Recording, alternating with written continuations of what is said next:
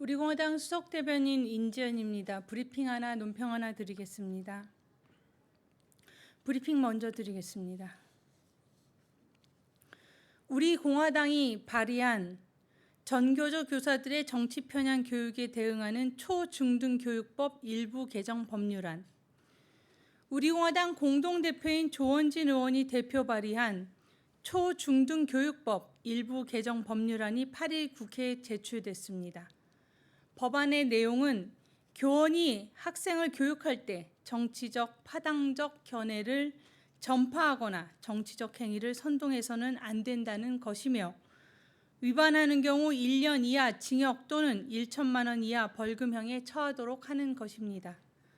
법안의 발의 배경은 최근 일부 교원들이 학생들을 지도하면서 자신의 정치적 견해를 주입시키거나 정치적 구호를 따라하게 하는 등 정치적 행위를 선동시키는 사례가 발생해 논란이 되고 있는 현실에 따른 것입니다.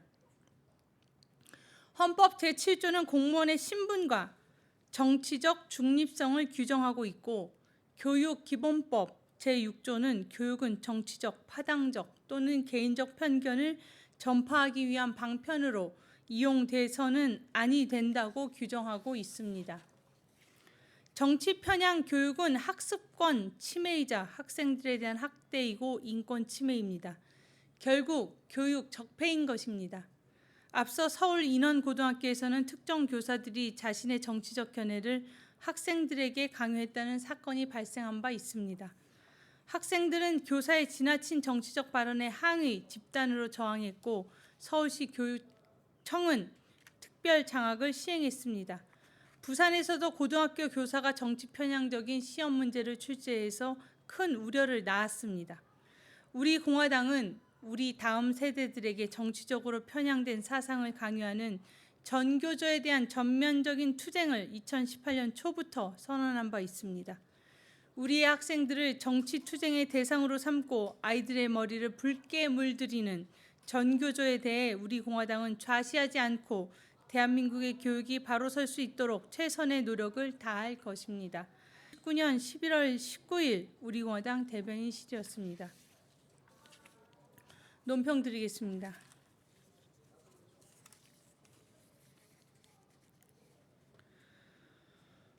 피 흘려서라도 지켜내야 할 보편적 가치 인권, 북한 인권과 홍콩 인권, 그리고 대한민국 인권.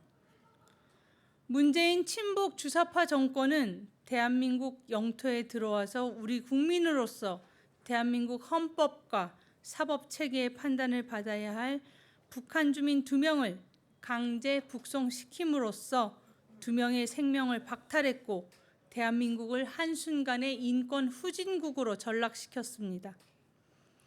인권은 고상하게 포럼 장소에서 토론이나 하는 책상 위의 화제거리가 아닙니다. 지금의 홍콩을 보십시오. 중국 공산 정권에 의해서 무자비하게 진압당하고 생명을 빼앗기고 있고, 홍콩의 자유와 인권을 위해 투쟁하는 홍콩 시민들을 우리는 적나라하게 바라보고 있습니다. 인권은 피를 흘리며 목숨 건 투쟁을 통해서라도 지켜야 할 인간의 가장 기본적인 존엄성이며 권리입니다. 자유, 평화, 사유재산권, 법치 등이 전체주의 공산주의 체제에 의해 박탈당하고 있는 것이 현재 홍콩뿐입니까? 최악의 인권 탄압 정권 북한 체제가 있습니다. 그런데 그런 최악의 인권유린 북한 정권과 가깝게 지내겠다면서 우리 국민인 귀순한 북한 주민을 북송시키는 대한민국 문재인 정권이 있습니다. 문재인의 신국제질서의 파트너가 중국 공산당, 북한 괴뢰 정권, 러시아이기 때문에 인류의 보편적 가치, 인간의 존엄성, 인권 수준마저 세계 최악의 수준인 그들과 같이 하려 하는 것입니까? 국제사회가, 유엔이 15년 연속 북한 인권 상황을 규탄하는 북한 인권 결의안을 채택해도 북한 주민의 인권, 탈북민의 인권에 대해 무관심 자체였던 대다수의 대한민국 국민이었습니다. 올해에는 급기야 문재인 친북 주사파 정권은 유엔 북한 인권 결의안 제안국에서마도, 다시 하겠습니다. 올해에는 급기야 문재인 친북 주사파 정권은 UN 북한 인권 결의안 제안국에서도 빠져버렸습니다. 다행히도 홍콩의 인권과 자유와 민주주의를 지지하는 우리 대한민국 대학생들의 움직임이 있습니다. 그러나 우리 대학생들의 홍콩 자유 지지 대자보를 찢고 훼손하고 주한 중국 대사관이 이를 방조해도 아무 말 못하고 있는 대한민국 정부란 곳이 있고 친중 패거리들이 존재하는 현실입니다.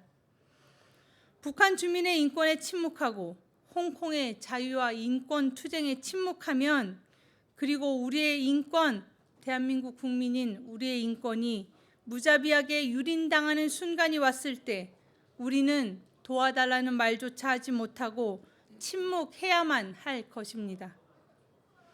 단테는 신곡에서 지옥의 가장 어두운 자리는 도덕적 위기의 순간에 중립을 지킨 자들을 위해 예비되어 있다고 썼습니다.